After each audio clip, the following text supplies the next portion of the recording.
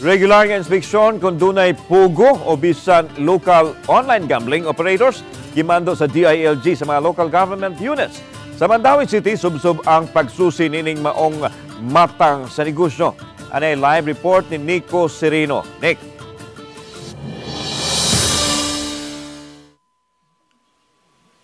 Yes lang, taliwa ning pagtumaw sa issue sa Pogo, lakip sab sa gipa-monitor karon kining operasyon sa mga online gaming operators sa lain-lain nga mga LGUs. Parte kini sa inspection nga gihimo sa taga-Business Permit and Licensing Office sa Mandawi City. Gitanaw ang mga establishmento, una gidudahang Pogo o Philippine Offshore Gaming Operator sa Mandawi.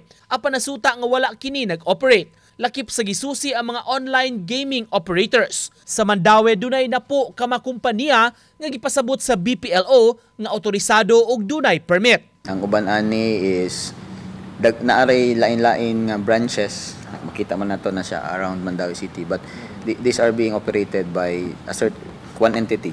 Let's say na usa ka entity pero ang iyang branch duha na iunom. Karong bag-o mipagawas og kamanduan si DILG Secretary Benjamin Abalos sa tanang LGUs nga mopahigayon og inspection. Taliwa kini sa mitumaw nga issue maong angayang masusidaan ang gilapdon kun may operasyon man o dili. To conduct inventory of online gaming and then to conduct inspections on such operations to check whether or not they have the appropriate licenses and permits. Matud sa BPLO, kaniadto pa man naghimo na sila og inspection niini. Gipangayuan sab ang mga gambling operators sa pagpasumiter sa ilang mga dokumento aron masusi na silang daan sa BPLO. Gipasukip sab sa ilang operasyon ang pagtan-aw sa mga BPOs o call center. Sa tanan nga online operations nga naa sa syudad, unya to verify compliances sa regulatory clearances and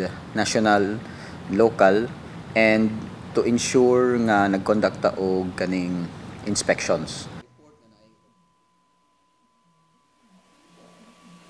Lanwa gisalikway sa mga otoridad ang posibilidad nga dunay nagtago-tago og operasyon sama nining Pogo o kini karon ang ilang gihangyo ngadto sa komunidad nga mutabang sa pag-report kun do naman sila nahibaw-an. Lan?